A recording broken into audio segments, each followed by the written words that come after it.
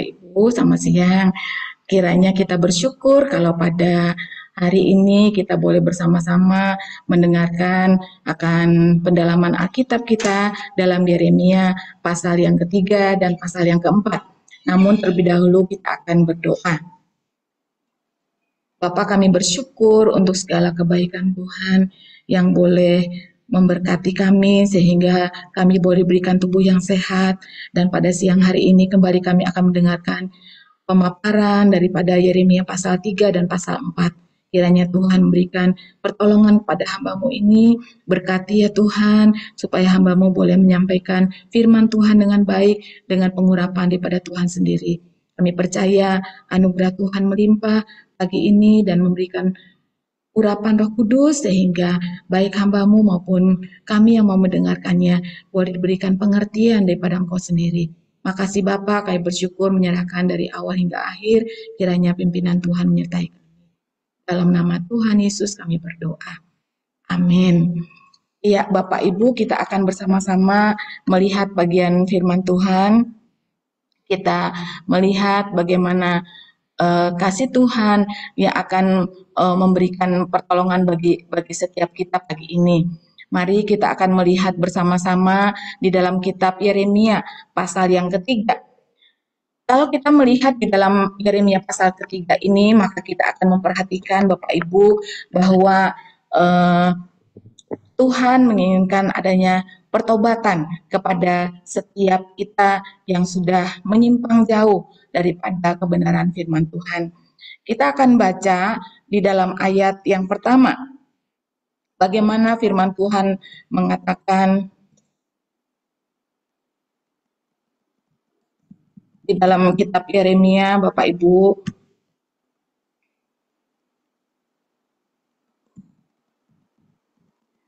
Kita melihat di sana ayat yang pertama mengatakan,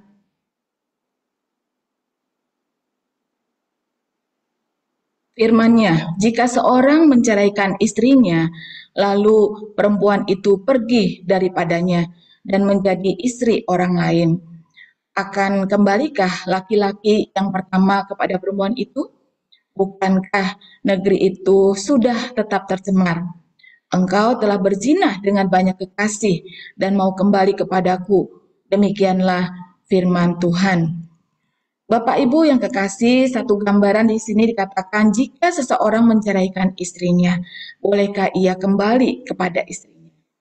Yeremia nampaknya mengingatkan seperti yang terdapat di dalam perintah Tuhan dalam Ulangan 24 ayat yang pertama hingga yang keempat, yang mengatakan bahwa apabila seorang laki-laki menceraikan istrinya dan istrinya itu menjadi istri orang lain, maka ia tidak boleh lagi kembali kepada suami pertamanya. Dan hukum ini terdengar aneh di zaman modern ini, di mana bukan hanya aneh bagi seorang istri untuk kembali kepada suami pertamanya setelah memiliki suami kedua atau ketiga. Maksudnya hal ini adalah membuat gagasan tentang pernikahan dan perceraian itu tampaknya tidak penting, seolah-olah seorang mungkin boleh berkata saya bisa menceraikannya dan menikah lagi dan jika saya mau. Tetapi pemikiran itu adalah salah ketika kita melakukan satu pernikahan dan itu tidak diizinkan untuk melakukan perceraian. Hukum ini di dalam kitab Ulangan melarang pasangan bercerai untuk bersatu kembali ditujukan untuk melawan apa pada dasarnya, di mana kita bisa melihat bahwa karena hukum itu sendiri tengah memberikan satu lembaga pernikahan yang sangat dikuduskan. Tetapi ketika perceraian itu terjadi, maka itu dianggap sebagai satu perendahan kepada pasangannya. Nah, Bapak Ibu yang kekasih, dikatakan bahwa ketika ada seseorang yang melakukan satu perzinahan dan kemudian menceraikannya, dikatakan bukankah negeri itu menjadi tercemar?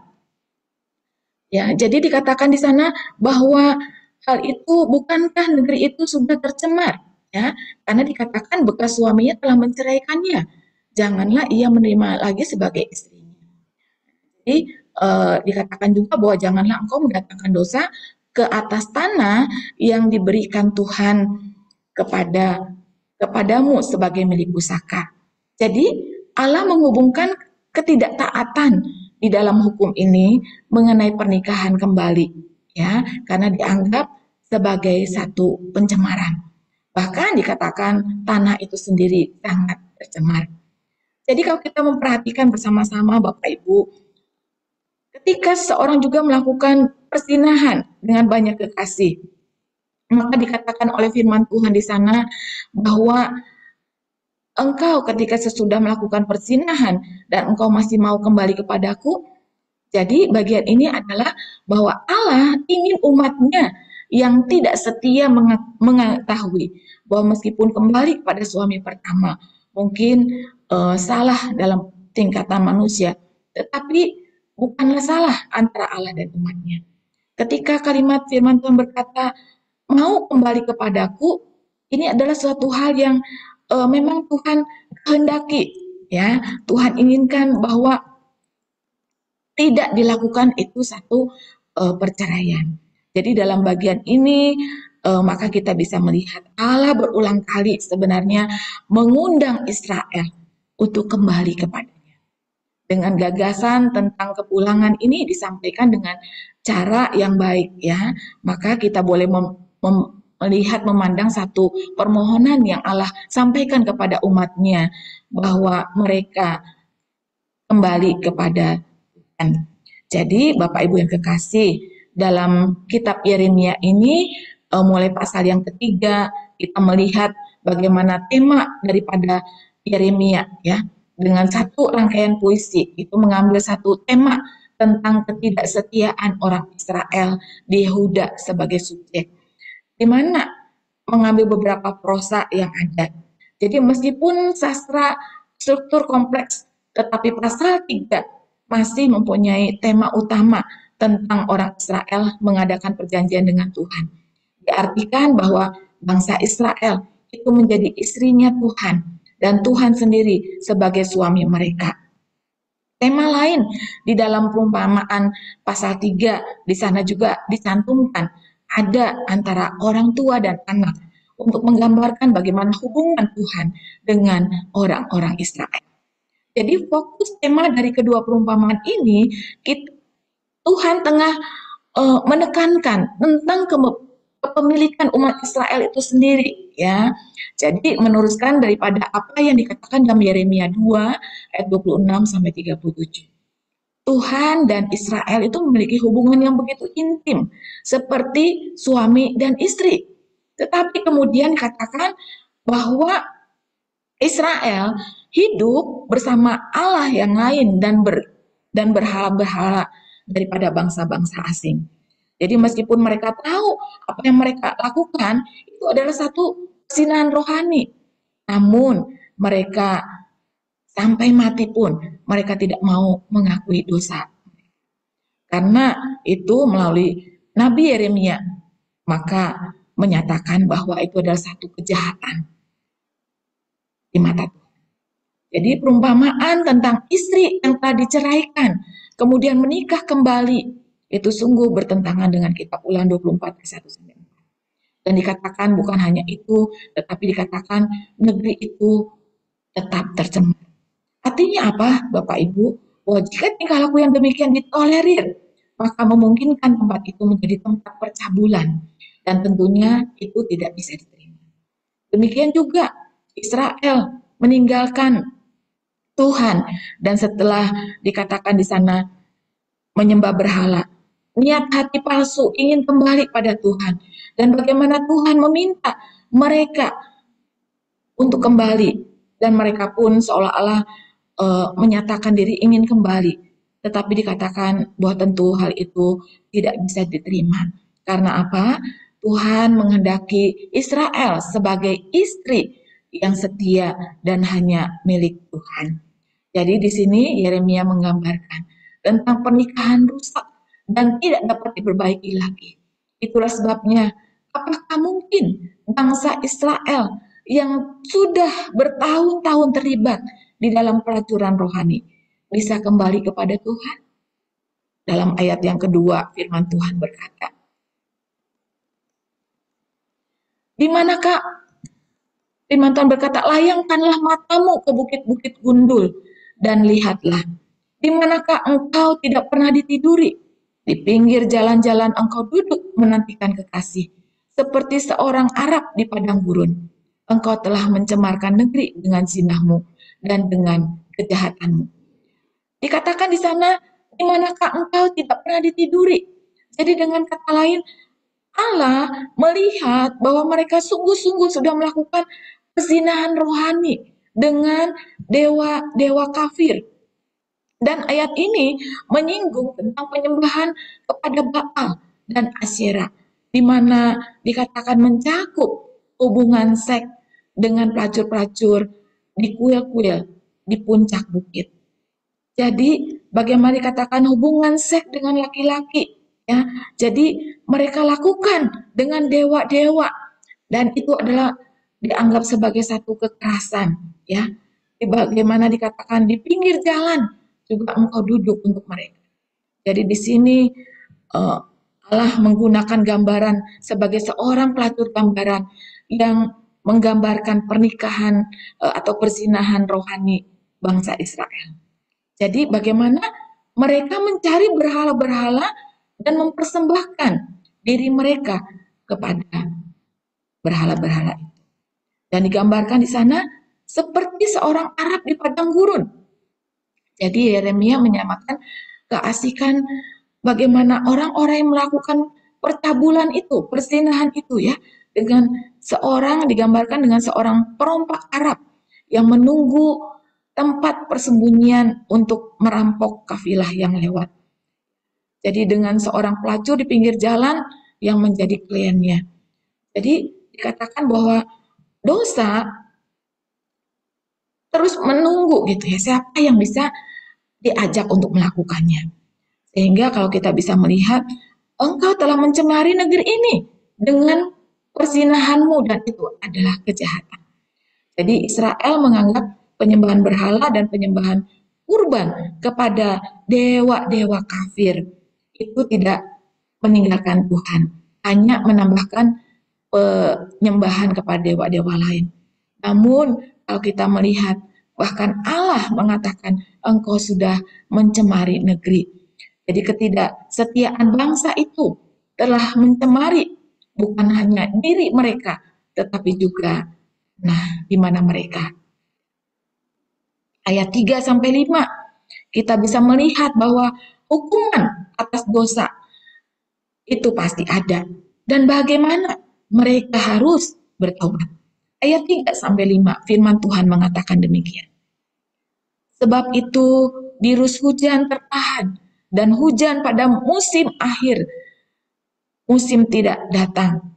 Tetapi dahimu adalah dahi perempuan sundal. Engkau tidak mengenal malu.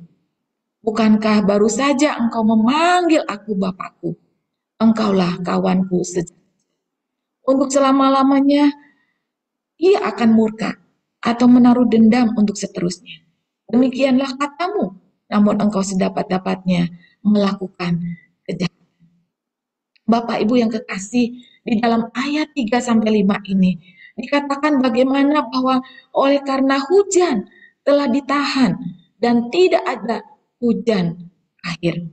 Jadi secara rohani Bapak Ibu yang kekasih, penyembahan berhala Israel itu mencemari tanah.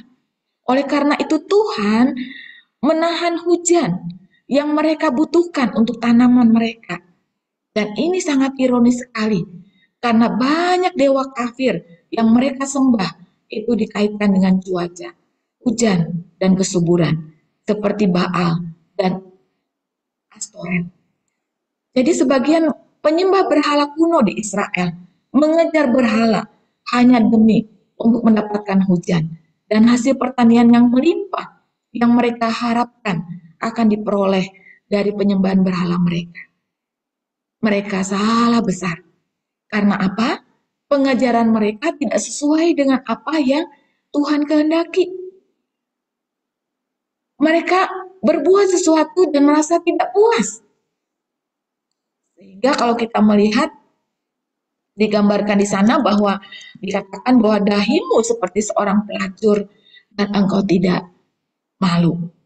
Allah melihat Israel tidak memiliki rasa malu karena mereka menyembah berhala. Hati nurani mereka sudah mati untuk menjalani fungsinya yang benar. Dan bahkan dikatakan kemudian firman Tuhan berkata, tidakkah kamu akan berseru kepadaku mulai sekarang? Bapak Ibu yang kekasih, Allah telah memberitahukan orang Israel apa yang harusnya mereka lakukan. Mereka seharusnya berseru kepada Tuhan di dalam keputusasaan, di dalam rasa bersalah mereka. Tetapi ternyata mereka tidak memandang Allah sebagai Bapa dan pembimbing mereka. Mereka memandang diri mereka sendiri sebagai seorang yang tidak membutuhkan pertolongan. Tetapi sebenarnya adalah kita harus berharap kepada Tuhan. Sebagaimana hidup kita hari lepas hari membutuhkan bimbingan dan pertolongan. Sehingga Tuhan tidak murka. Bapak Ibu yang kekasih, mereka harusnya bertobat. Tetapi karena mereka tidak bertobat, maka Tuhan murka terhadap mereka. Sehingga dikatakan, lihatlah, kamu telah berbicara dan melakukan kejahatan sesuai dengan kemampuan. Israel tidak berseru pada Tuhan. Dan mereka tidak bertobat dengan merendahkan hati mereka. Tetapi mereka terus melakukan kejahatan sesuai dengan kemampuan mereka. Keinginan mereka bahwa mereka akan lolos daripada hukuman mereka. Tetapi kalau kita bisa melihat di dalam ayat 3-5 tadi, maka ketika bangsa Israel memanggil Tuhan, Bapakku, Engkaulah kawanku sejak kecil, untuk selama-lamanya kah engkau akan murka dan menaruh dendam untuk selanjutnya? Demikianlah katamu, namun engkau sedapat-dapatnya melakukan kejahatan. Di sini diganti satu metafora hubungan antara orang tua dengan anak. Tuhan disebut oleh orang Israel sebagai Bapa. Dan di sini mereka menggunakan kata-kata yang membohongi Tuhan. Yang pada faktanya mengatakan bahwa mereka sebenarnya tidak melakukan kesalahan. Mereka tidak melakukan kejahatan. Ya. Dan ini adalah mereka tengah juga memperalat sifat Tuhan. Yang seolah-olah dikatakan bahwa Tuhan kan tidak suka balas dendam.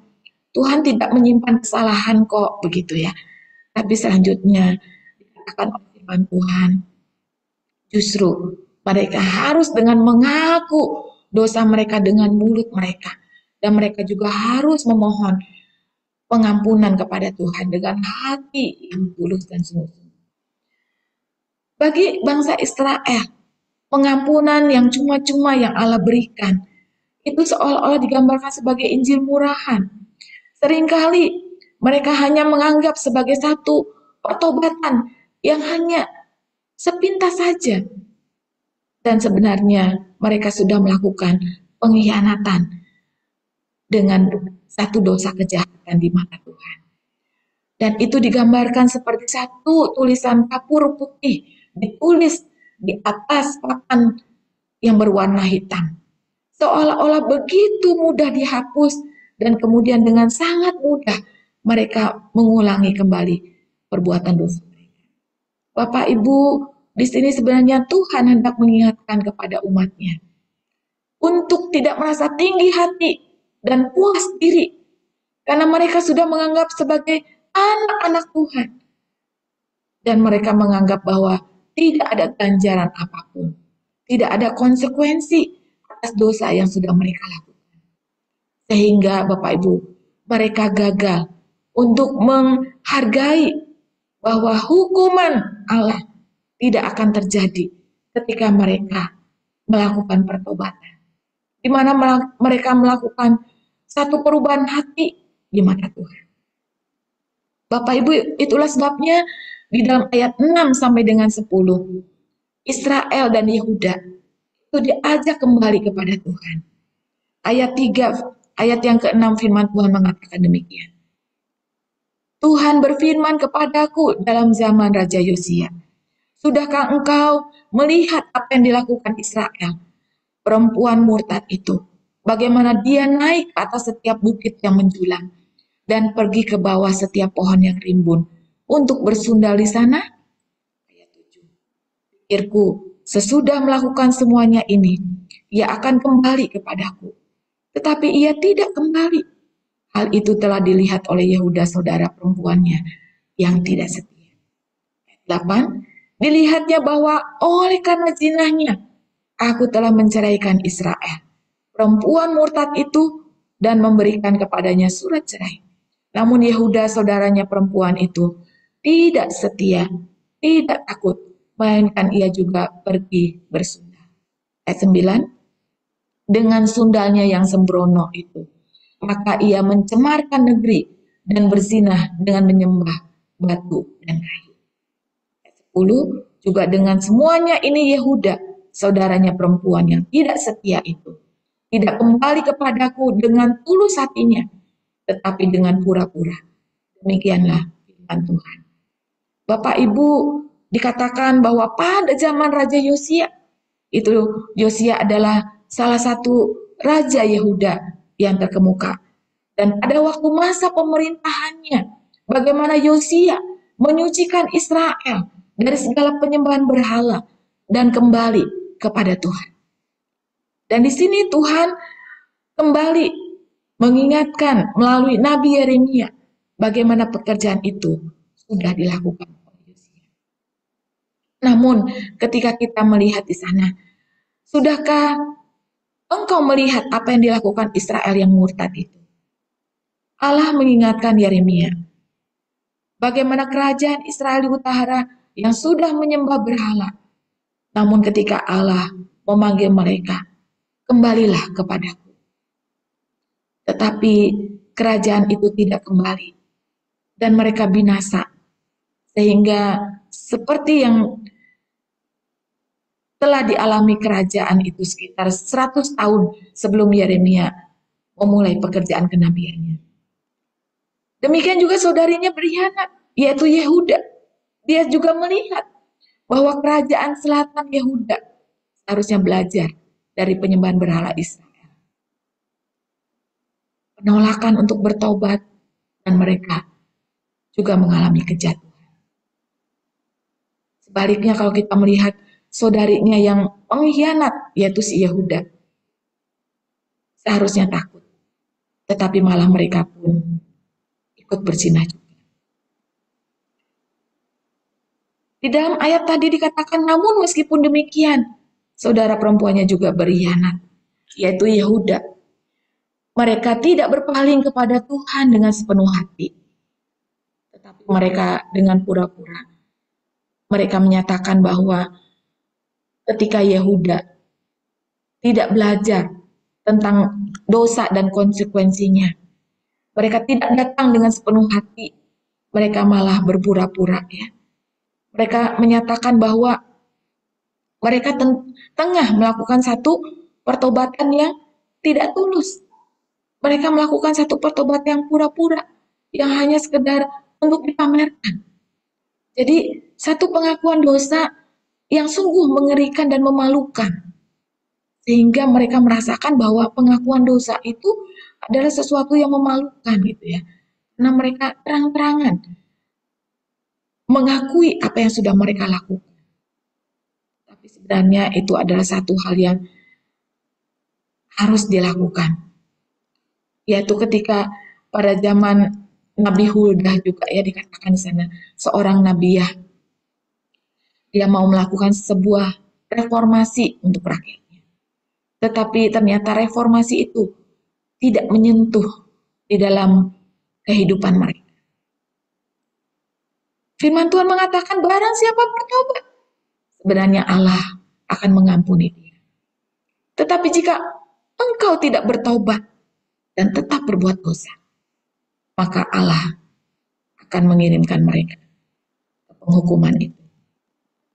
Bapak Ibu, anugerah Tuhan memang tak terhingga.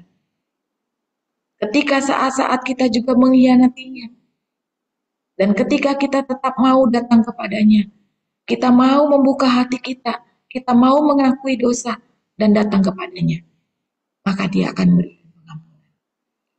Namun di dalam ayat 11-13, ketika Tuhan memerintahkan Yeremia untuk mengingatkan kepada bangsa Israel dan Yehuda untuk kembali datang kepada Tuhan dan mereka boleh menemukan belas kasihan. Ayat 11 firman Tuhan berkata, dan Tuhan berfirman kepadaku, Israel, perempuan murtad itu, membuktikan dirinya lebih benar daripada Yehuda, perempuan yang tidak setia itu. Ayat 12, pergilah menyerukan perkataan-perkataan ini ke utara. Katakanlah, kembalilah hai Israel perempuan murtad. Demikianlah firman Tuhan.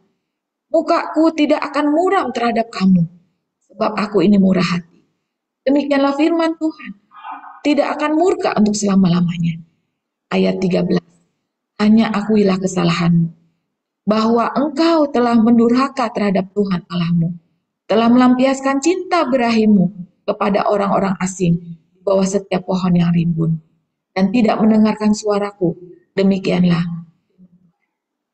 apa yang dikatakan di dalam ayat 11-13, Bapak Ibu, bahwa Israel murtad dan telah menunjukkan bahwa dirinya itu benar dibandingkan dengan Yehuda yang sudah berkhianat. Dan ini adalah satu pernyataan yang mengejutkan.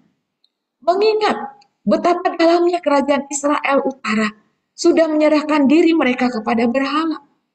Meskipun demikian, kita bisa menganggap bahwa beberapa alasan mengapa dosa Yehuda lebih buruk. Karena sebenarnya Bapak Ibu, Yehuda itu lebih beruntung dan tidak keberuntungannya tidak bisa dibandingkan dengan di Israel.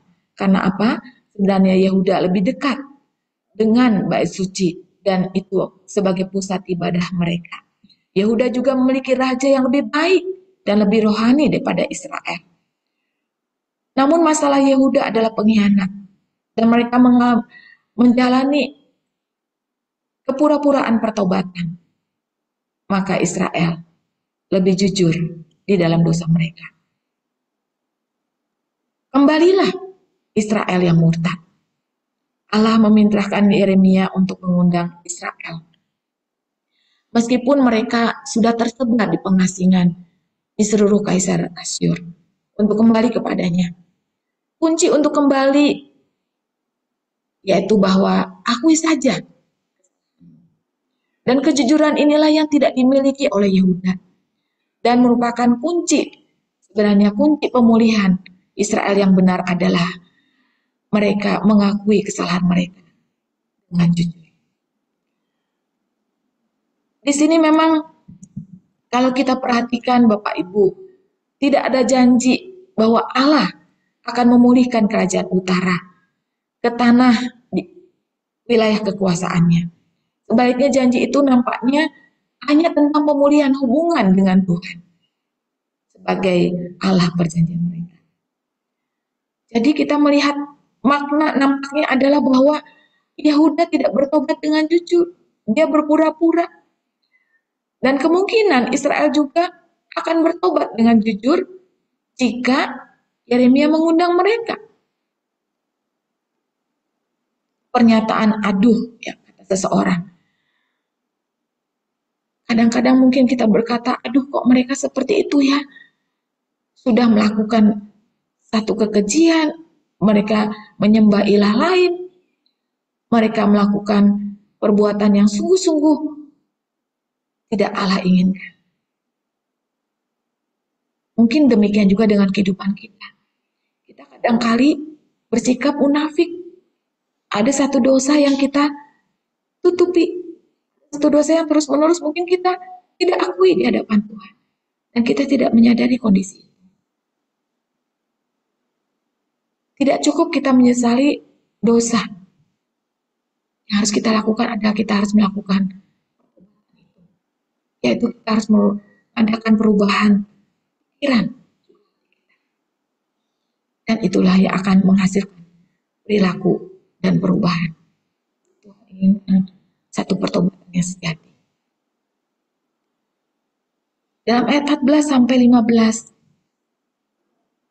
kalau mereka ingin kembali, maka mereka akan dipulihkan. Ayat 14 dan 15, firman Tuhan mengatakan, kembalilah hai anak-anak yang muda, Demikianlah firman Tuhan. Karena aku telah menjadi Tuhan atas kamu. Aku akan mengambil kamu, seorang dari setiap kota, dan 2 orang dari setiap keluarga. Akan membawa kamu ke Sion. Ayat 15. Aku akan mengangkat bagimu gembala-gembala yang sesuai dengan hatiku.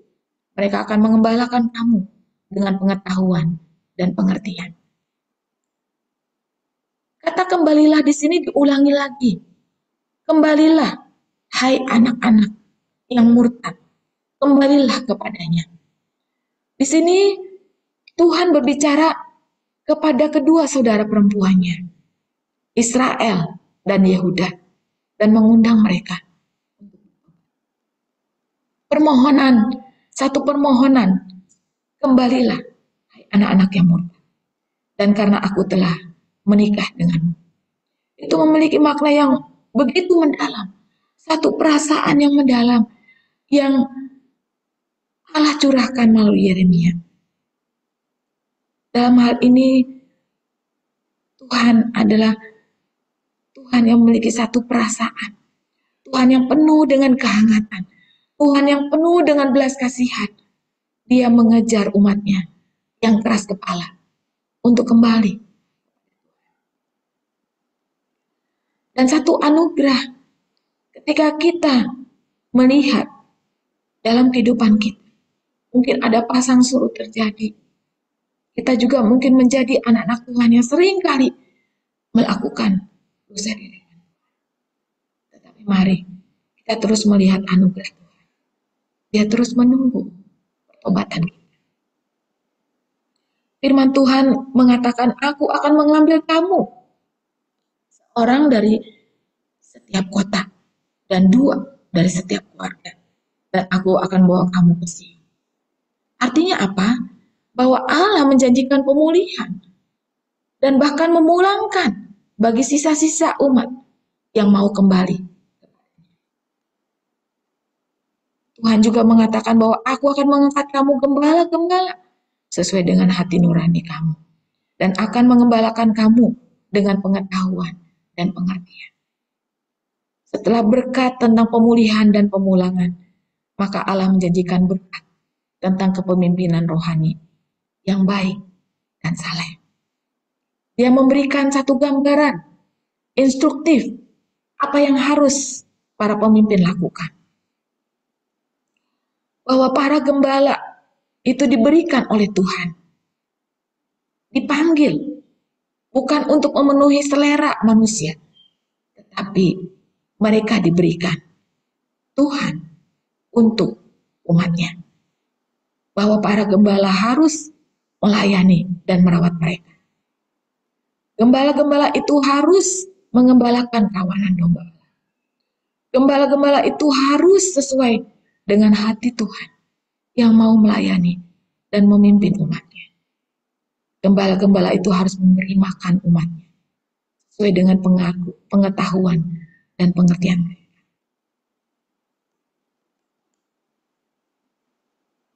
Dan ayat 16-17 juga mengatakan, kembalilah dan kenalilah kehadiran Tuhan.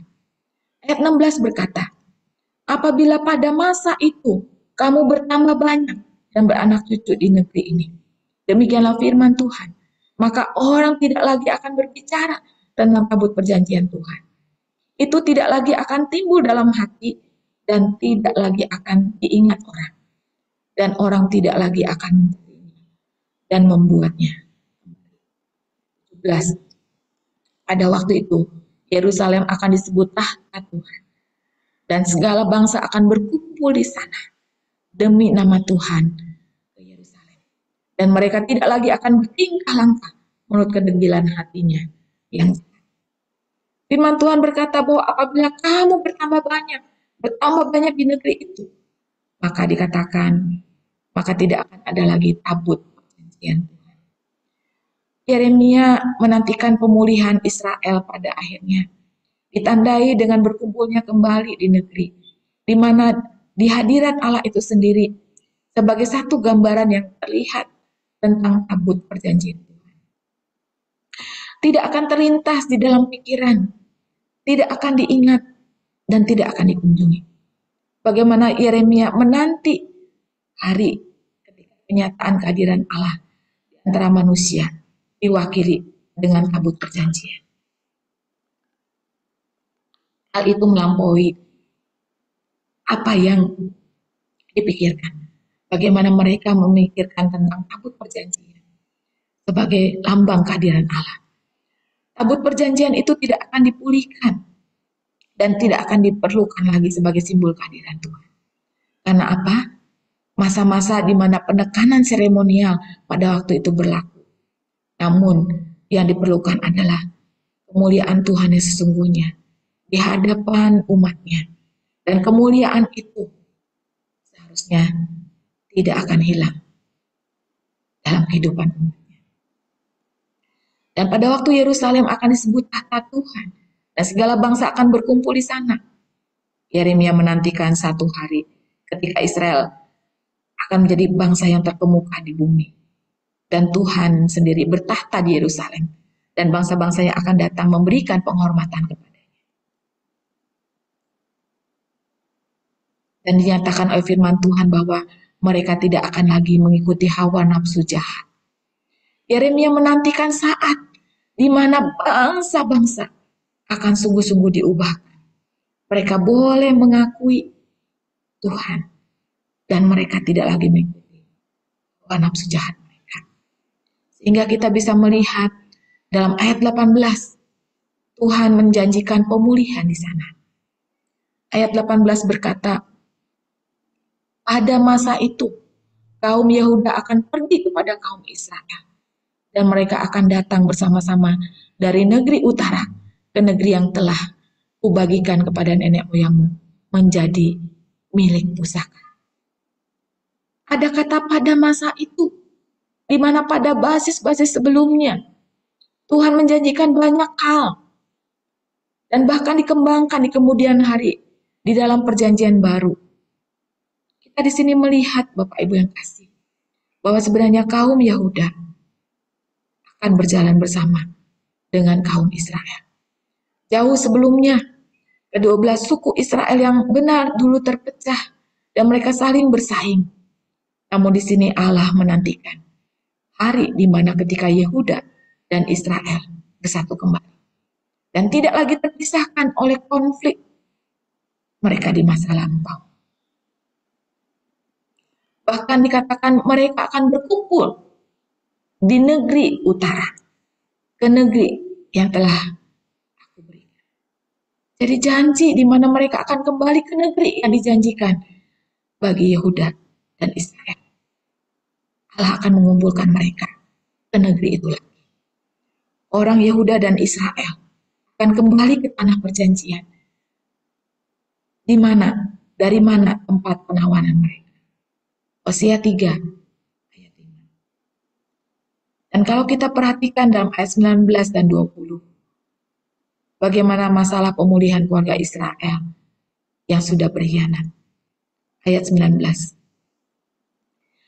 Tadinya pikirku, sungguh aku mau menempatkan engkau di tengah-tengah anak-anakku dan memberikan kepadamu negeri yang indah, milik pusaka yang paling permai dari bangsa-bangsa. Pikirku, engkau akan memanggil aku Bapakku dan tidak akan berbalik dari mengikuti aku.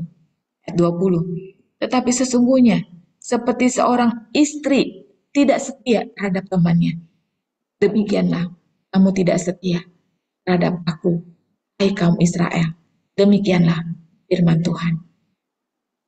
Ayat 19 dan 20, kita melihat bagaimana firman Tuhan mengatakan bahwa aku dapat menempatkan engkau di antara anak-anakku dan memberi kepadamu tanah yang indah. Jadi secara retoris, Allah bertanya, bagaimana Israel yang murtad dan Yehuda yang suka berkhianat itu dapat menerima berkat seperti pemulihan tanah itu. Engkau harus memanggil aku Bapak dan janganlah engkau menjauh daripada aku. Bapak Ibu, Allah menunjukkan satu transformasi batin antara Allah dengan umatnya. Meskipun mereka sudah berkhianat di masa lalu, Dan transformasi inilah juga yang menjadi penekanan pada perjanjian baru. Seperti seorang istri yang tidak setia terhadap temannya, demikianlah juga kamu tidak setia terhadap aku. Ini mengungkapkan bagaimana Tuhan sebagai Allah, Yehova, ya, mengungkapkan tentang emosinya kepada Yehuda. Alih-alih bagaimana kemudian dijanjikan kembali pemulihan itu. Karena memang Bapa yang bersifat penuh kasih, Dia mau memberikan pemulihan itu. Namun malah Yehuda dan Israel menanggung hukuman atas kemurtatan mereka. Dan mereka tidak mau. Ayat 21 dan 22 mengatakan demikian. Dengar, di atas bukit-bukit gundul kedengaran tangis memohon dari anak-anak Israel. Sebab mereka telah memilih jalan yang sesat dan telah melupakan Tuhan Allah mereka. Kembalilah, hai anak-anak. Aku akan menyembuhkan engkau dari murtadmu. Inilah kami datang kepadamu, sebab engkaulah. Bapak Ibu yang kasih, di sini ayat 21 dan 22 merupakan satu ratapan dan permohonan daripada anak-anak Israel. Yeremia secara nubuat melihat Israel dalam pertobatan sejati, berseru pada Tuhan dalam kehancuran mereka. Dan pertobatan yang demikianlah diperlukan oleh mereka, di mana mereka yang sudah menyimpang dari jalan mereka dan melupakan Tuhan. Di tempat-tempat tinggi yang sunyi, itu menggambarkan bagaimana mereka di sana melakukan penyembahan berhala. Dan sekarang mereka menangis karena dosa-dosa mereka. Mereka berdoa, memohon pengampunan. Disinilah kesadaran akan dosa sebenarnya menjadi satu hakikat, hakiki. Dan itulah yang menjadi satu kesedihan ilahi. Bagaimana bukan hanya penyesalan belaka dan pertobatan yang ada di sini, tetapi juga adanya ratapan dan permohonan. Kembalilah, hai anak-anak yang murtad, sungguh kami datang kepadamu. Yeremia berbicara tentang hari ketika anak-anak Israel akan menanggapi panggilan Tuhan untuk kembali disembuhkan dari murtad mereka. Menyadari kebutuhan mereka, siapakah Tuhan mereka. Dan ini sangat kontras. Bagaimana sebelumnya mereka sangat melupakan Tuhan. Firman Tuhan berkata, kembalilah hai anak-anak yang murtad. Di sini kita perhatikan. Firman Tuhan bukan mengatakan kembalilah anak-anak yang bertobat. Tapi kita perhatikan di sana. Kembalilah anak-anak yang murtad. Sembuhkanlah luka-lukamu terlebih dahulu dan kembalilah. Kembalilah hai anak-anak yang murtad. Supaya apa? Murtad mau disembuhkan. Karena Tuhan akan menyembuhkan kemurtadan. Yeremia 3 ayat 21 dan 22 ini menunjukkan tentang kemurtadan. Bagaimana kemurtadan itu mendatangkan kehancuran. Kemurtadan itu menghasilkan ratapan yang besar. Kemurtadan itu membawa mereka ke tempat yang sesat. Kemurtadan itu menunjukkan bagaimana jalan mereka sudah menyimpang jauh. Mereka melupakan Tuhan.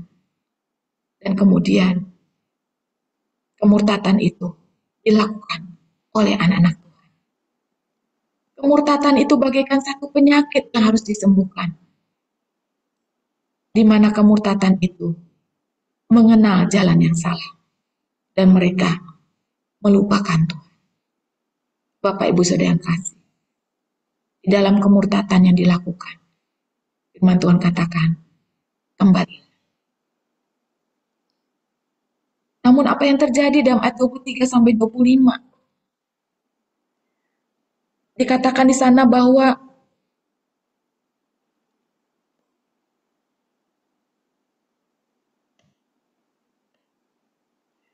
ayat 23 dan 25 dikatakan rasa malu yang kekal. Karena penyembahan berhala diungkapkan di dalam pertobatan mereka. Bapak Ibu yang kekasih, ayat 23 dan 25 mengatakan,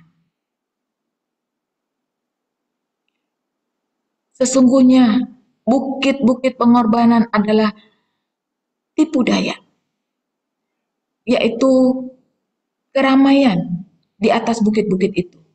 Sesungguhnya hanya pada Tuhan Allah kita ada keselamatan Israel.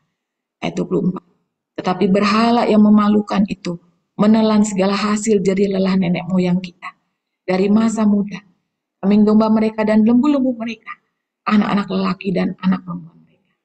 Ayat 25. Maka biarlah kita berbaring dengan perasaan malu, dan biarlah noda kita menyelimuti kita, sebab kita telah berdosa kepada Tuhan, yakni kita dan nenek moyang kita, dari masa muda kita sampai pada hari ini. Dan kita tidak mendengarkan suara Tuhan Allah kita. Bapak Ibu, satu pernyataan, satu harapan akan keselamatan dari bukit-bukit. Bagaimana ketika Israel menyembah berhala, membangun mezbah di tempat-tempat tinggi, di puncak-puncak bukit.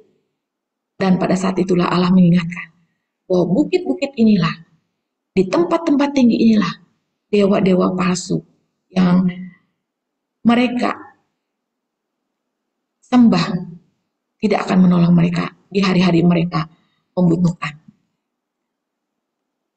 Sehingga kalau kita melihat mereka menangis, memanjatkan permohonan, mereka menyadari kesia-siaan dan mereka mengharapkan bantuan kepada Yehova. Mereka berpaling dan mengakui dosa. Karena rasa malu di mana mereka telah menghabiskan hasil jerih payah para leluhur. Sejak mereka masih muda, kawanan ternak mereka, putra-putra mereka. Dan di atas altar ini dikatakan dewa-dewa kafir yang ada di atas bukit. Dari generasi ke generasi, mereka mengorbankan kawanan ternak mereka, bahkan putra-putri mereka sudah menghabiskannya. Jadi hal yang memalukan Bapak Ibu, yaitu di mana para Baal itu telah memalukan, ya.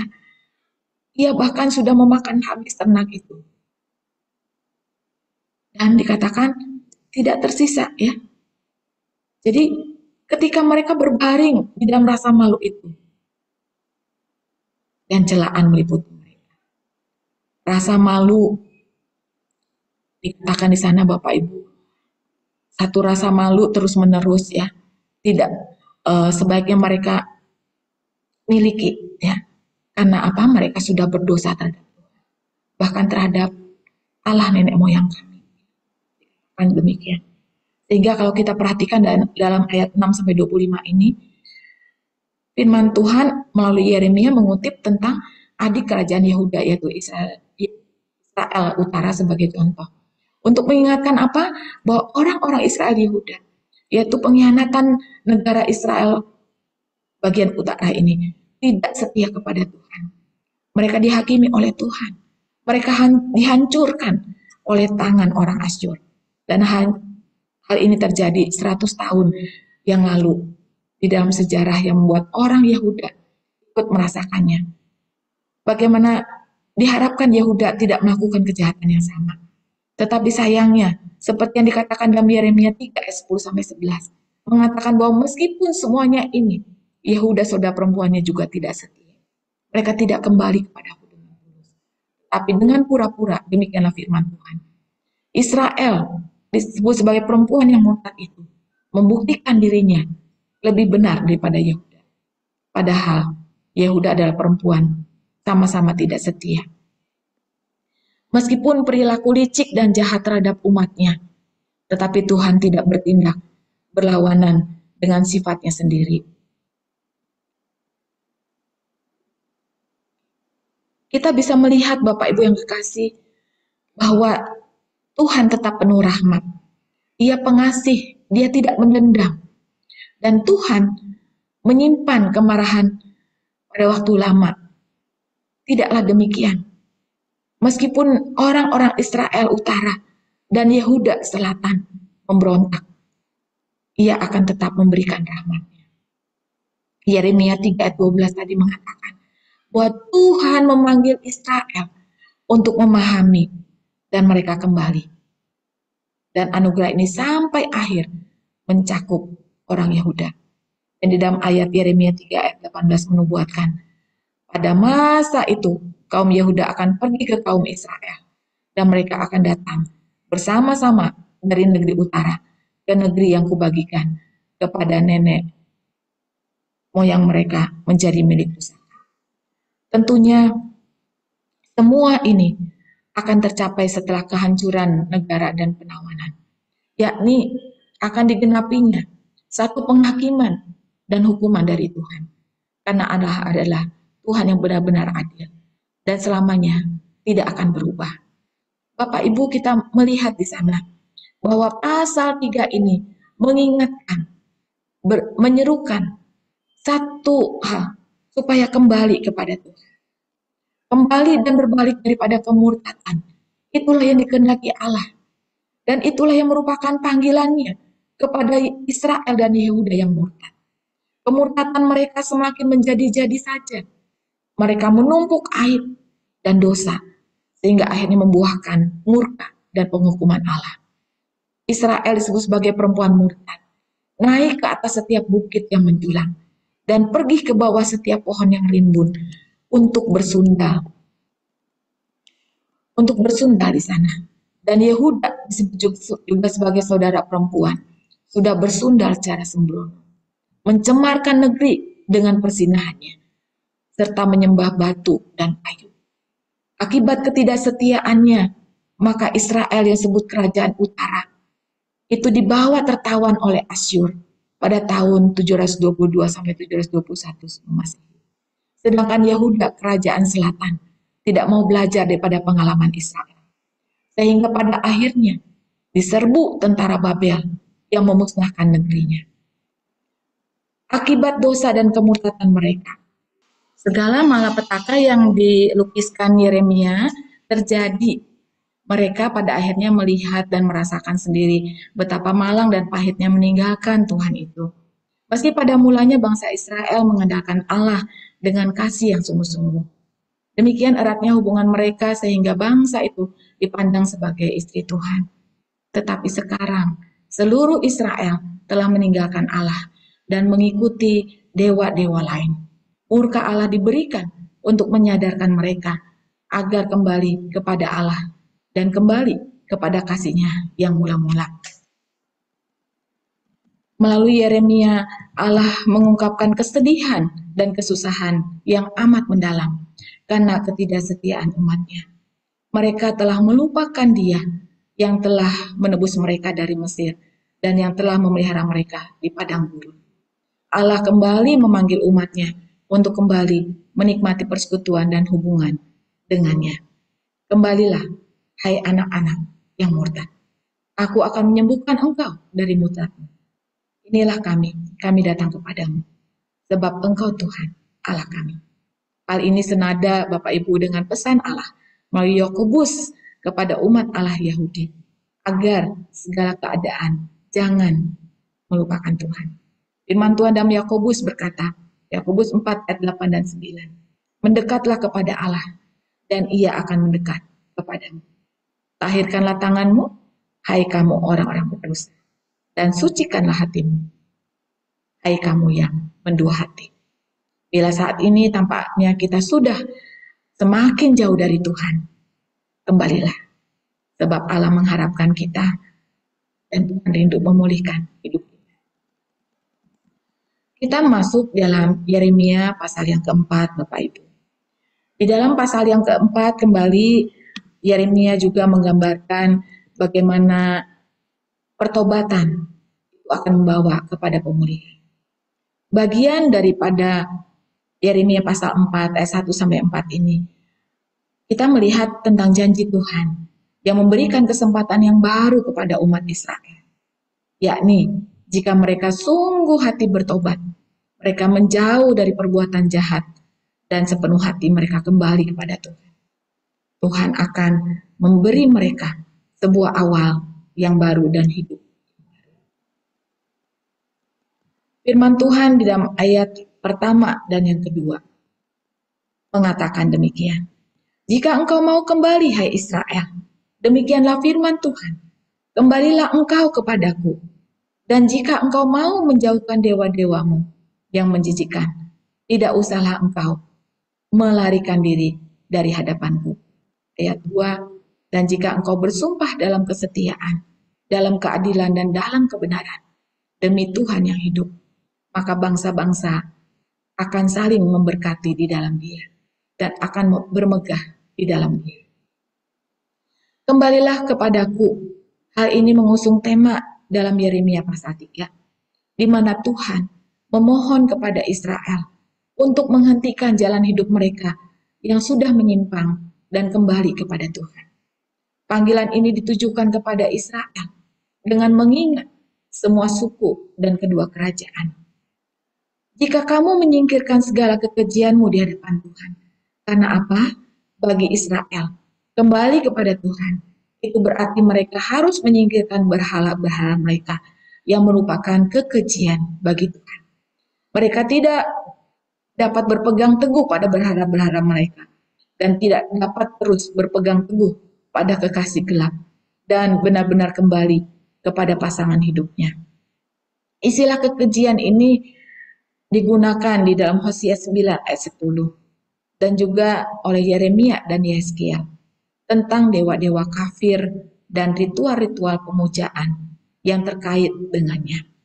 Di dalam ayat 1 dikatakan, jika engkau mau, hai Israel, kembalilah, kembali dari jalan yang salah, meninggalkan berhala, dan tidak lagi bagaikan orang yang bimbang di dalam berayun seperti pendulum tanpa kepastian. Kata jika engkau mau, maka kata ini menunjukkan sifat kondisional dari perjanjian, yaitu jika, maka. Dan itulah contoh di dalam kitab Ulangan 27-28. Ada 3 syarat yang ditujukan, yaitu bahwa harus bertobat, menyingkirkan berhala, dan setia kepada Tuhan. Maka firman Tuhan berkata, kamu tidak akan goyah, dan kamu akan bersumpah, Tuhan hidup. Ini adalah 2 pahala yang akan datang kepada Israel yang bertobat dan kembali. Pertama, mereka akan merasa atau memperoleh keamanan, yaitu kata tidak akan goyah. Dan yang kedua, mereka akan dipulihkan dalam hubungan yang sejati dengan Tuhan, sehingga mereka mengatakan dan bersumpah, Tuhan hidup. Maka kamu tidak akan goyah. Hal ini diucapkan sebelum pembuangan ke Babel. Di sini ada janji bahwa jika mereka mau kembali dari penyembahan berhala mereka, mereka tidak akan ditahan. Jadi bahkan penghakiman yang secara positif mengancam itu tidak akan dihindar oleh mereka ketika mereka kembali kepada Tuhan.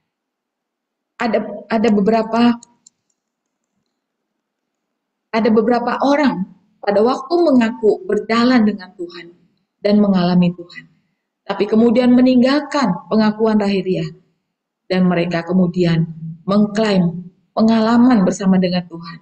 Itu adalah satu ilusi yang menyangkal realitas dan wahyunya di dalam Kristus. Jika mereka mau kembali kepada Tuhan dan mereka bertobat sejati, maka mereka juga akan bersumpah, Tuhan hidup. Di dalam kebenaran dan di dalam keadilan, dalam kesetiaan, bangsa-bangsa akan memberkati diri mereka sendiri dalam Tuhan, dan mereka akan bermegah di dalam Tuhan.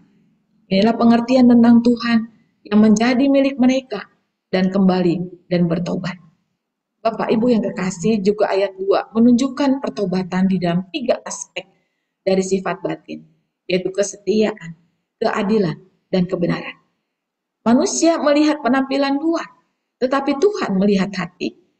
1 Samuel pasal 16 ayat yang ke-7. Jika umat Israel benar-benar sungguh hati bertobat, tidak hanya mereka akan diberkati, tetapi juga Tuhan akan memberkati bangsa-bangsa melalui mereka. Mereka akan melihat Israel sebagai sumber. Mereka akan melihat contoh Israel bahwa Tuhanlah yang menjadi sumber berkat ilahi itu. Dan dia akan menjadi berkat bagi orang-orang yang taat di dalam perjanjiannya. Ayat 3 sampai 4. Firman Tuhan berkata, sebab beginilah firman Tuhan kepada orang Yehuda dan kepada penduduk Yerusalem. Bukalah bagimu tanah baru dan janganlah menabur di tempat duri tumbuh. Ayat 4. Sunatlah dirimu bagi Tuhan dan jauhkanlah kulit khitan hatimu, hai orang Yehuda dan penduduk Yerusalem, supaya jangan murkaku mengamuk seperti api dan menyala-nyala dengan tidak ada yang memadamkan, oleh karena perbuatan-perbuatanmu yang jahat. Digambarkan di sana seperti tanah yang terlantar, ya.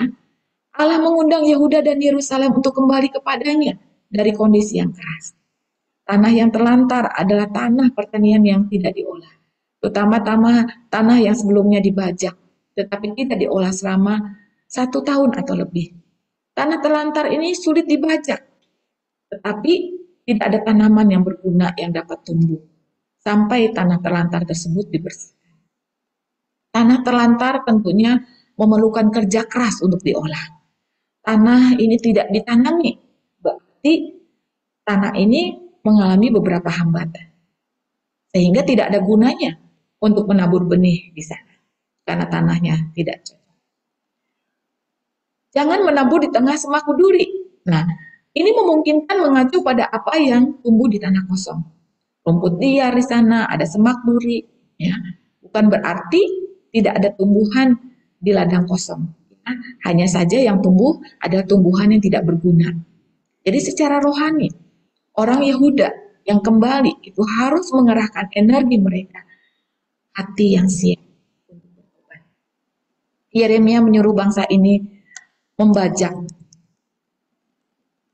kekerasan hati mereka. Digambarkan sebagai sebuah bajak yang menghancurkan tanah yang belum dibajak, tanah yang belum dikerjakan selama semusim. Jadi hati mereka yang mengeras terhadap kehendak Tuhan. Mungkin mereka mengelak malapetaka besar yang akan menimpa mereka. Penduduk Yehuda harus mengalami pembaharuan moral, menyeluruh dengan kembali kepada kebenaran, keadilan, dan kesalehan.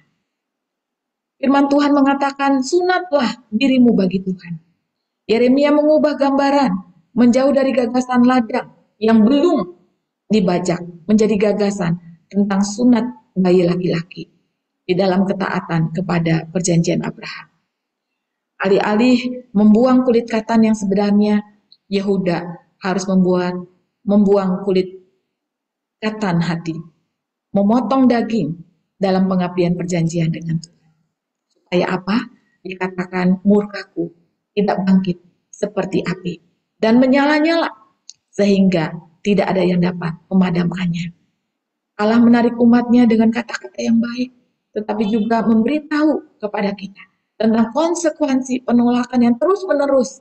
Jika mereka tidak kembali, maka penghakiman dan penghukuman sudah menanti. Sunatlah dirimu bagi Tuhan. Bayi laki-laki Israel setelah 8 hari kemudian harus disunat.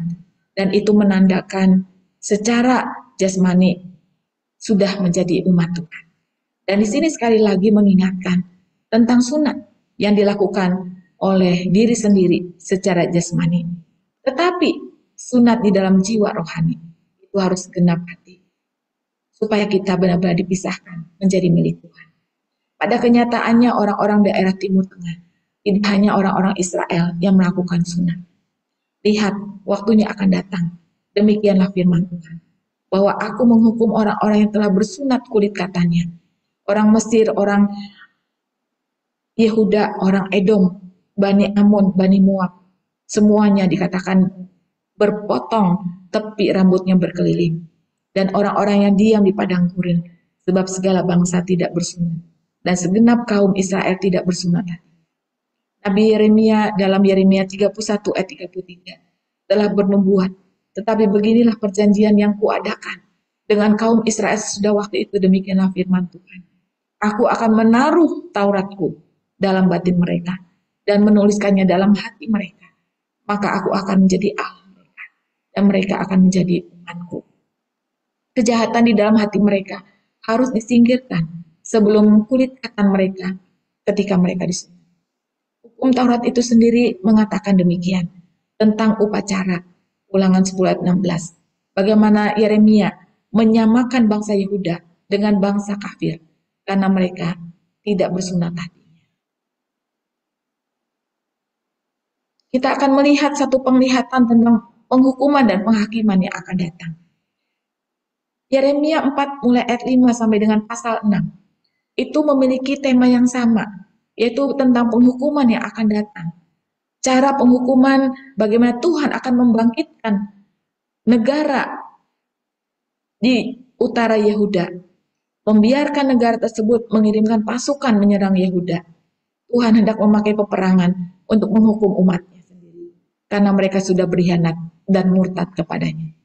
Dan mempelajari 3 pasal ini yang penuh dengan tantangan, karena perikop ini sebagian besar memang ditulis dengan gaya puisi, awalnya tersebar, tapi kemudian disusun dan dikumpullah menjadi kitab Yeremia.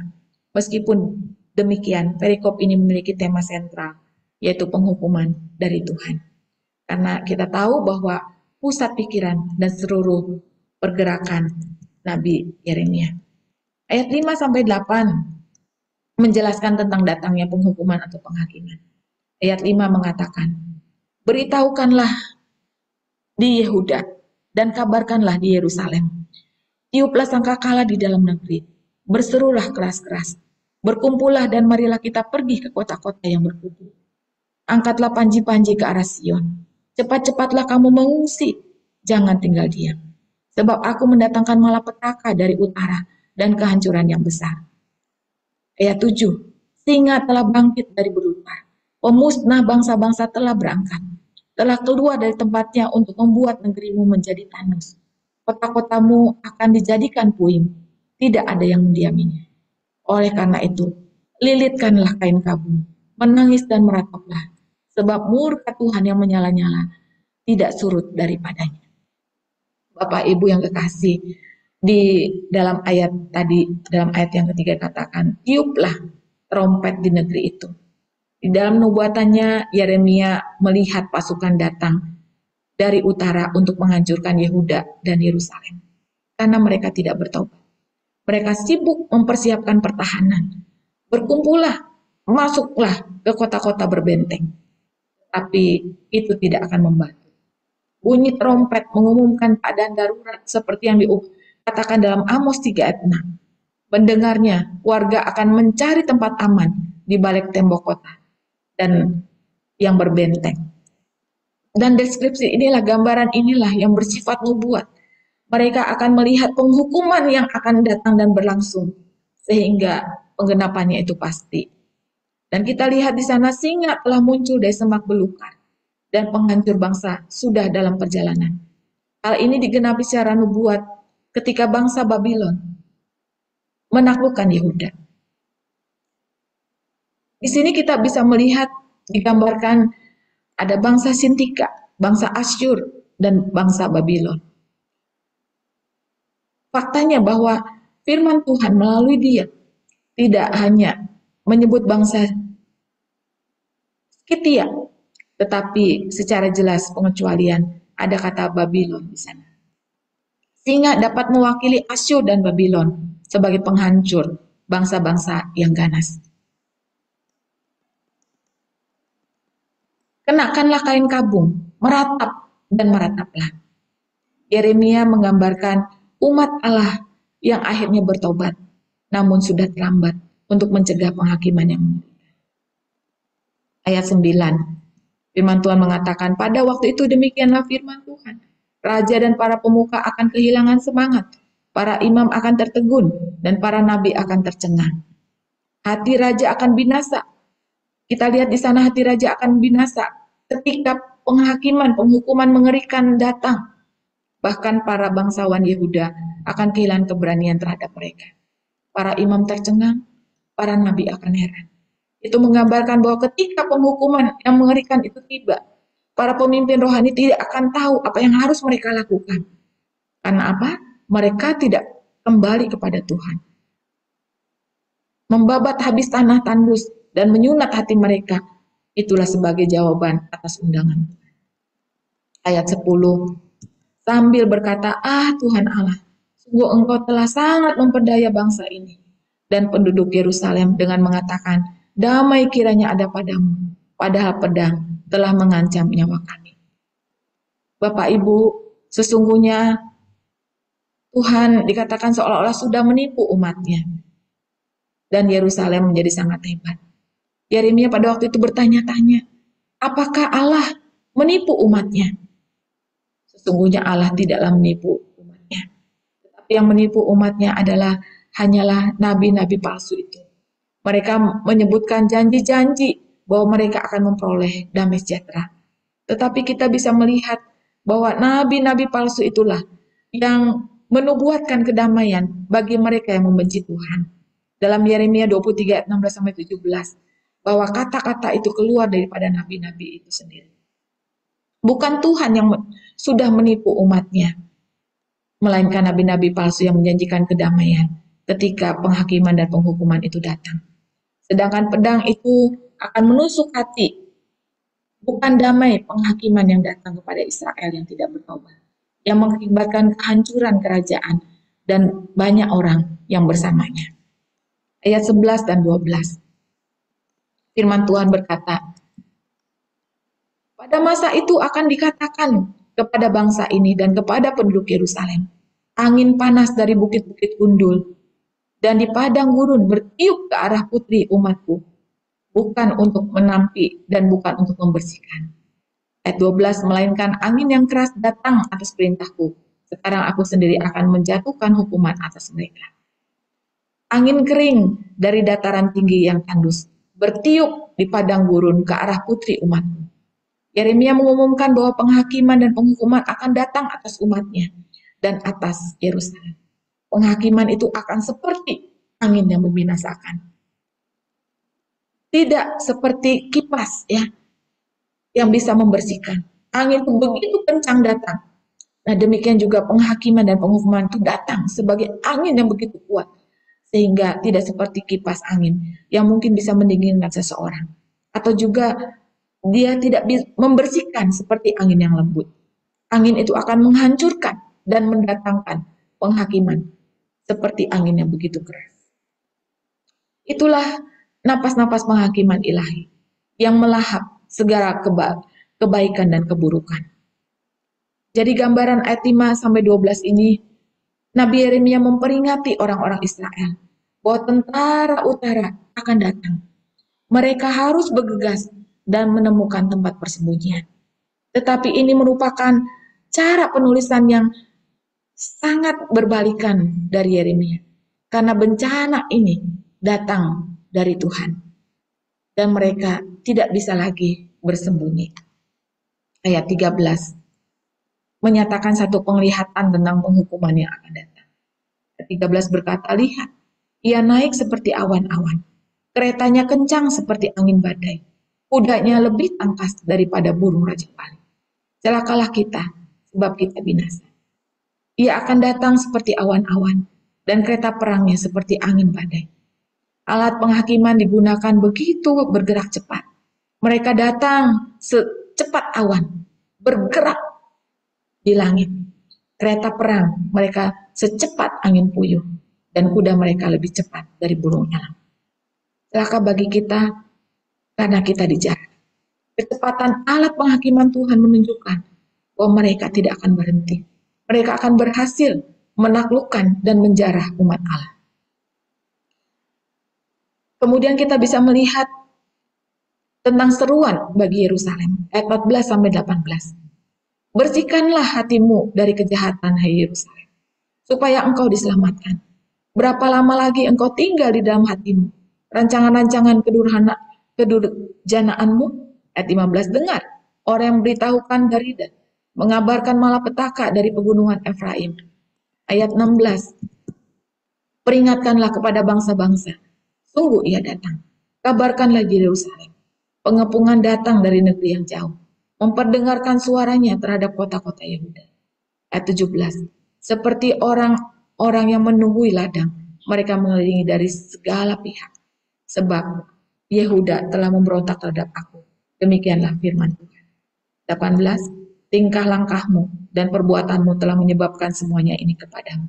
Itulah nasibmu buruk, betapa pahitnya sampai menusuk hati.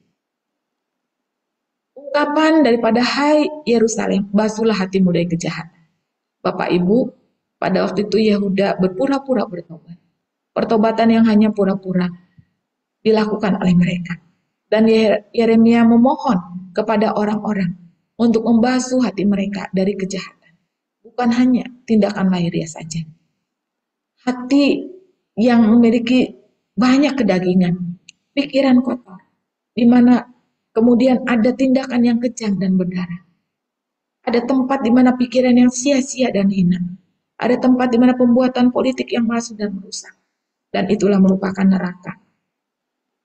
Penyisipan seruan untuk bertobat sesuai dengan Yeremia di pasal 3. Meskipun penghakiman sudah di ambang pintu, tampaknya Yeremia tidak pernah menganggap seruan untuk bertobat sudah terlambat. Berapa lama pikiran jahatmu akan tinggal dalam dirimu? Kejahatan dalam hati orang-orang Yehuda mendatangkan ancaman penghukuman Allah. Tetapi itu bukan hanya masalah hati, tetapi juga masalah pikiran jahat. Mereka menuruti pikiran jahat mereka dan membiarkan tinggal di dalam pikiran itu. Bapak Ibu, pikiran yang sia-sia itu merupakan penghuni yang buruk karena sifatnya menipu. Pikiran yang sia-sia itu digambarkan seperti tidak membayar sewa karena mereka tidak mendatangkan sesuatu yang baik.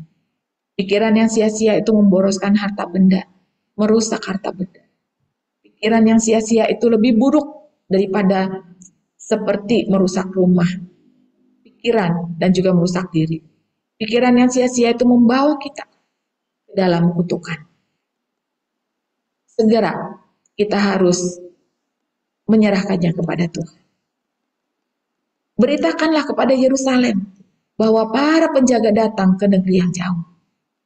Inilah sebabnya mengapa ada seruan mendesak dan penuh semangat untuk benar-benar bertobat. Karena apa? Penghakiman akan datang dan pasukan penyerbu akan segera datang. Menyatakan ancaman tersebut sama dengan mengumumkannya sebagai berita. Mengumumkan dan mempublikasikannya dengan keras-keras dan itu harus diperhatikan. Seperti penjaga ladang, itu mengungkapkan bahwa orang-orang menjaga tawanan mereka di ladang. Mereka menetap untuk menduduki, mengepung tanah itu. Dan gambaran ini tepat seperti sebagian besar penduduk pedesaan yang sangat akrab dengan tempat berteduh atau bilik-bilik kecil yang didirikan oleh para pengembala domba. Jalan hidupmu dan perbuatanmu itu telah mendatangkan hal-hal itu bagimu. Jadi sebelum penghukuman itu datang, Allah memberikan peringatan yang jelas kepada Yehuda dan Yerusalem bahwa penghukuman dan penghakiman itu akan menjadi kesalahan mereka dan bukan kesalahan Allah. Penghukuman itu terasa begitu pahit dan menyentuh mereka, tetapi tetap mereka akan melakukan kejahatan itu. Dan itu bukan karena tidak sekian. Sekali lagi dalam ayat 13-18, hal ini mengungkapkan mengapa kerajaan Yehuda dan bangsa Israel akan diserang, terkena bencana. Semua ini karena mereka telah meninggalkan Tuhan dan bahkan berkhianat kepadanya. Nabi Yeremia terus berseru seperti yang diungkapkan dalam ayat 14. Hai Yerusalem, patutlah engkau membasuh kejahatanmu dari hatimu, agar engkau dapat diselamatkan. Berapa lama lagi hendak menyimpan kejahatan dalam hatimu? Jadi Nabi Yeremia terus berulang kali memperingatkannya, memanggil mereka untuk bertobat. Tetapi jelas mereka tidak mendengarkannya. Di dalam puisi pasal di Yeremia 4 ayat 19-31, bahkan di dalam ayat 22, Tuhan berbicara bahwa Nabi berbicara tentang penderitaan batin dirinya, bagaimana kesuraman hatinya. Dan hal ini karena apa? Yeremia memiliki cinta yang bergelora untuk bangsa dan Tuhannya. Ketika ia melihat datangnya penghakiman Tuhan, Teman-teman sebangsanya berada di jalan kematian dan penawanan. Tetapi mereka menolak untuk meminta pengampunan Tuhan. Dan penderitaan batin inilah yang terjadi. Di satu sisi, Yeremia memiliki pemahaman yang mendalam atas kehendak Tuhan. Dia tahu kebenaran dan kekudusan Allah. Sehingga melihat hati Tuhan yang sangat dilukai oleh karena dosa dan kebobrokan sesama bangsanya. Sehingga kegeraman mengisi dada dan hati. Tetapi di satu sisi, Yeremia menyadari tentang kelemahan dan kekurangan sifat manusia. Ia memahami penderitaan dan kemiskinan hidup. Ia berempati terhadap semuanya itu. Tapi ia tidak hanya memberitakan tentang kebenaran, tetapi dia juga memberitakan tentang perasaan Tuhan. Dia mengabarkan tentang penghakiman dan penghukuman pada orang-orang yang tidak taat dan yang tidak mau mendengarkan firman. Ayat 9 sampai 21. Ayat 19 kita bisa melihat bagaimana orang-orang menghadapi penghakiman dan penghukuman itu mengalami penderitaan jiwa. Ayat 19. Aduh dadaku, dadaku, aku melihat sakit. Aduh dinding jantungku berdebar-debar.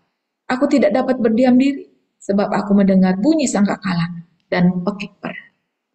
19 ini mengatakan, aduh dadaku, dadaku. Ada geliat kesakitan.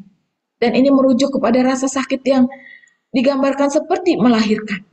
Sakit yang begitu besar. Dan 2 kali di pengulangan ada kata dadaku.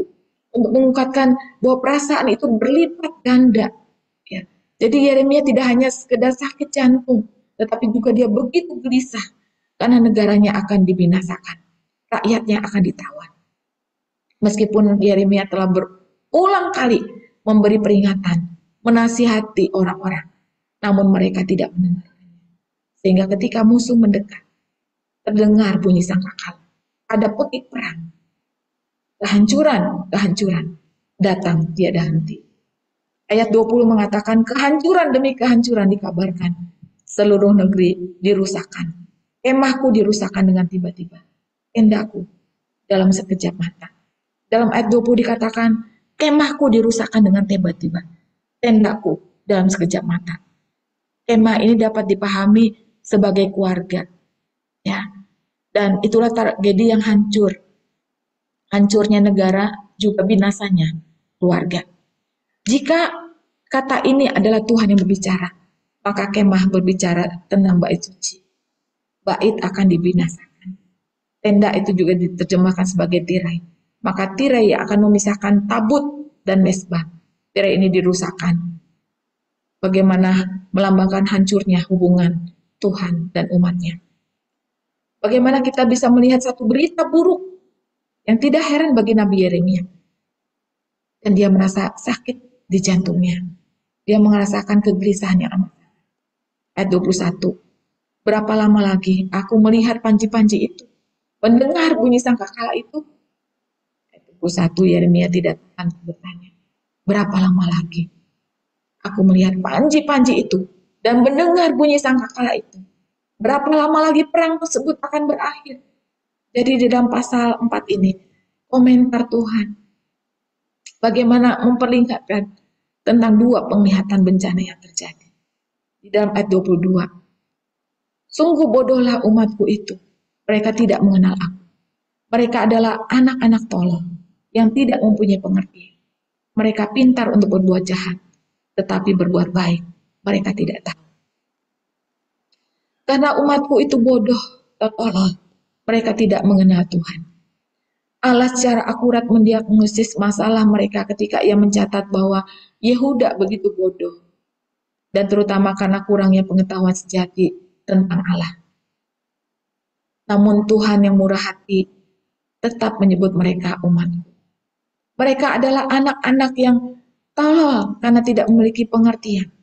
Tidak mungkin orang-orang Yehuda menganggap diri mereka sebagai anak-anak yang konyol dan tidak memiliki pengertian. Dan mereka juga menganggap diri mereka adalah orang-orang yang cerdas dan bijaksana. Memang karena mereka bijak melakukan kejahatan, tetapi melakukan kebaikan. Mereka sama sekali tidak berpengetahuan. Tuhan menjelaskan kebijaksanaan mereka yang pura-pura. Mereka memang bijak, tetapi dalam hal kejahatan. Ketika harus melakukan kebaikan, mereka sama sekali tidak memiliki pengetahuan. Mereka begitu bejat. Satu-satunya keterampilan adalah mereka sangat pandai melakukan kejahatan. Sehingga ayat 22 mengatakan, sungguh bodohlah umatku. Mereka tidak mengenal aku. Mereka adalah anak-anak tolol, tidak mempunyai pengertian. Mereka pintar berbuat jahat, tetapi berbuat baik mereka tidak tahu. Disebut tolol di sini karena tidak memiliki pengertian. Merujuk pada fenomena yang sama, yaitu tidak mengenal Allah itu disebut sebagai satu kebodohan. Tetapi sebaliknya, mengenal Allah itu sebagai hikmat dan kebijaksanaan. Sama seperti umat Israel, itu pintar berbuat jahat, tetapi berbuat baik mereka tidak tahu. Di dalam Mazmur 111 ayat 10 berkata, permulaan hikmat adalah takut akan Tuhan. Semua orang yang melakukannya akan berakal budi. Demikian juga Amsal 9 ayat 10 mengatakan, permulaan hikmat adalah takut akan Tuhan. Dan mengenal yang Maha Kudus adalah pengertian. Yehuda cakap dalam melakukan kesalahan, tetapi tidak mengetahui bagaimana melakukan yang benar. Hidup yang benar bukan sekedar menghindari dosa. Hidup benar itu menuntut satu sikap keputusan dan kedisiplinan. Ayat 23 sampai 26. Kita melihat ada wawasan kenabian. Bagaimana Yeremia terus mempertimbangkan tentang kekuatan dan kuasa Allah.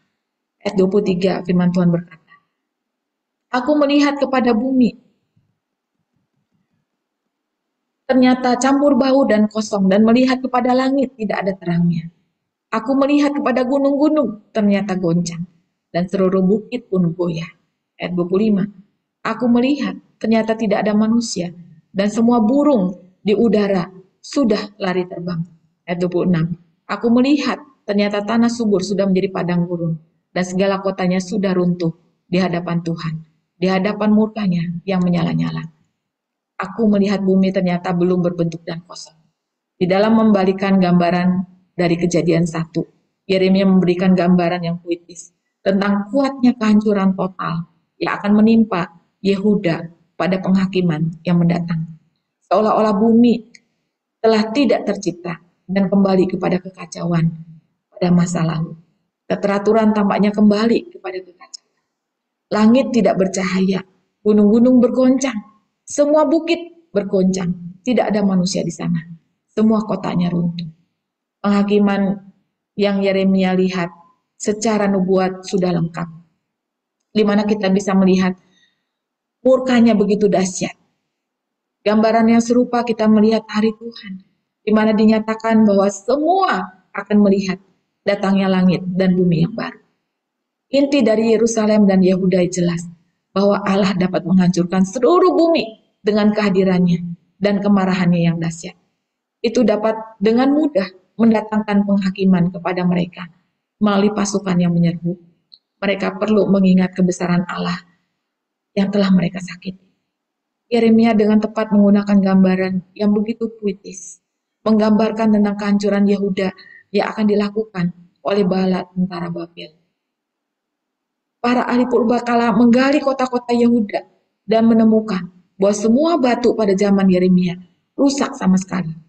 Murka Tuhan itu nyata akibat dosa yang begitu amat dahsyat. Namun kita harus mempertimbangkan bahwa penghakiman dan penghukuman Allah itu penuh dengan kasih. Bagaimana kita bisa melihat dalam ayat 27 sampai 29 tentang kepastian penghukuman yang akan datang. Ayat 27 berkata, sebab beginilah firman Tuhan, seluruh negeri akan menjadi sunyi sepi, tetapi aku tidak akan membuat habis lenyap. Ayat 28, karena hal ini bumi akan berkabung, langit di atas akan menjadi gelap, sebab aku telah mengatakannya. Aku telah merancangkannya, aku tidak akan menyesalinya, dan tidak akan mundur daripada. Ayat 29, oleh karena hidup pikuk pasukan berkuda, pemanah seluruh negeri melarikan diri. Mereka masuk ke dalam belukar, naik ke bukit batu. Setiap kota sudah ditinggalkan dan tidak seorang pun tinggal di dalam. Bapak Ibu, firman mengatakan bahwa seluruh negeri akan menjadi sunyi sepi, namun aku tidak akan mengakhiri sama sekali. Allah berjanji bahwa penghakiman atau penghukuman akan datang atas Yehuda dan Yerusalem. Tetapi kehancuran itu tidak akan tuntas. Allah tidak akan mengakhiri sepenuhnya terhadap tempat-tempat umat. Walaupun kita tahu bahwa seluruh ciptaan dikatakan mengerang sampai rencana Allah selesai. Setiap kota akan ditinggalkan dan tidak seorang pun diam di sana. Allah berjanji bahwa penghakiman dan penghukuman yang akan datang atas Yehuda tidak dapat dielakkan. Karena dikatakan, aku telah bertekad dan tidak akan mengalahkannya. Dan akan tuntas. Tidak ada satu kota pun yang akan berhasil bertahan melawan para penyerbu. Bapak Ibu yang kekasih, ayat 30-31, bagaimana digambarkan sebagai satu kesia-siaan ketika berharap memohon kepada tentara penyerbu yang mempunyai pertimbangan hukum. Ayat 30. Dan engkau yang dimusnahkan, apakah yang hendak kau lakukan? Mengapa engkau mengenakan pakaian kirmisi, menghiasi dirimu dengan perhiasan emas, memalit matamu dengan celak? Sia-sia engkau memperelok dirimu. Pecinta-pecinta dirimu menolak engkau. Bahkan mereka ingin mencabut nyawamu. Sebab aku mendengar suara seperti suara perempuan bersalin. Suara orang kesesakan seperti suara ibu yang melahirkan anak pertama. Suara putri Sion yang mengap-ngap, yang merentang-rentangkan tangannya. Celakalah aku, sebab aku binasa di depan para pembunuh. Digambarkan di sana ketika kita dirampok, maka apa yang kita lakukan? Melalui Nabi Yeremia, Allah mengajukan pertanyaan penting kepada Yehuda. Mungkin mereka mengira, mereka dapat menarik perhatian para penyerbu seperti wanita yang berhias dan memperindah dirinya untuk menarik perhatian seorang pria. Namun Allah memperingatkan bahwa semuanya itu sia-sia ketika kamu mempercantik diri. Kekasih-kekasih akan membencimu, mereka akan mengincar nyawamu. Tidak ada cara untuk memperindah diri mereka agar dapat melembutkan penilaian. Dan itu sudah pasti, alih-alih memperindah diri secara lahiriah, pertobatan sejati hanyalah satu harapan mereka. Walaupun dikatakan tentara musuh bergerak, namun umat Allah berpakaian seperti pelacur, mengenakan gaun merah, hiasan peyet-peyet, mereka melepaskan semua perhiasan domestik yang menyolok. Aku mendengar suara perempuan yang melahirkan. Alih-alih kita bisa melihat ketika seorang perempuan yang berhias, Yeremia secara nubuat mendengar seorang perempuan menangis kesakitan dan ketakutan. Seolah-olah dia sedang melahirkan. Teriak dia datang dari putri Sion. Dan kesengsaraan penghakiman akhirnya memahami kondisinya. Bapak Ibu, di dalam ayat yang ke-23-31 itu Yeremia mengatakan, aku melihat, ya. Jadi mengungkapkan suatu bahwa Yeremia melihat hal yang akan datang di masa depan. Satu penglihatan adanya bencana yang lebih sangat banyak lagi. Munculnya bencana itu karena orang Israel tidak mempunyai hikmat dan pengetahuan. Yang disebabkan karena mereka tidak punya hati yang takut. Itulah sebabnya Bapak Ibu melalui gambaran ini, mari carilah Tuhan dan mohonkan belas kasihan. Bertobatlah sebelum murka Tuhan dicurahkan dan memusnahkan bumi beserta penduduknya yang berdosa. Dan kita melihat di dalam Yeremia pasal 4 ini menekankan satu pertobatan yang sejati sebagai satu-satunya jalan keselamatan. Jika umat tetap di dalam dosa, maka kehancuran akan menimpa mereka. Dan Yeremia menunjukkan betapa seriusnya dosa dan dampak kehancuran yang akan terjadi. Biarlah semuanya ini boleh menjadi pelajaran bagi kita. Ketika Allah mengingatkan kita tentang dosa, mari kita tinggalkan. Kita bertobat dan kita menjadi umat yang mau hidup berkenan. Amin. Sampai di sini Bapak Ibu, kita akan berdoa. Terima kasih Bapak. Hamba-Mu sudah menyampaikannya. Tapi bila kiranya Kau yang menyempurnakan, Kau yang akan menolong lebih lanjut. sehingga kami semua boleh tetap memahami dan menerima firman itu. Yang akan memberikan penerjemahan dan berikan kami pengertian. Dan juga Tuhan menyertai dalam pendalaman Alkitab nanti sore, Bapak Penatua Insinyur Linda Haryanto. Tuhan juga akan mengurapi hamba dan terus menolong hamba lebih lanjut. Kami bersyukur pada siang hari ini, menyerahkan kehidupan kami selanjutnya, supaya kami tidak seperti orang Israel dan Yerusalem yang berkeras hati, tidak bertobat, tidak mau mendengar-dengaran akan firman Tuhan, dan hukuman datang menimpa. Kasih Tuhan, kami ingatkan untuk kebenaran firman Tuhan, dan bila kami boleh terus diingatkan untuk sadar, dan terus kami boleh diingatkan betapa kasih Tuhan terus mengingatkan akan dosa yang kami lakukan. Makasih dalam nama Tuhan Yesus. Amin. Bapak Ibu, sampai di sini pendalaman Alkitab kita, ya. Jadi Tuhan yang akan memberkati kita semua. Bila kiranya Tuhan yang akan menolong kita, sehingga kita terus boleh menjadi anak-anak Tuhan yang terus melakukan firman-Nya. Puji Tuhan, Tuhan memberkati setiap kita Bapak Ibu, dan nama Tuhan yang dipermuliakan. Amin.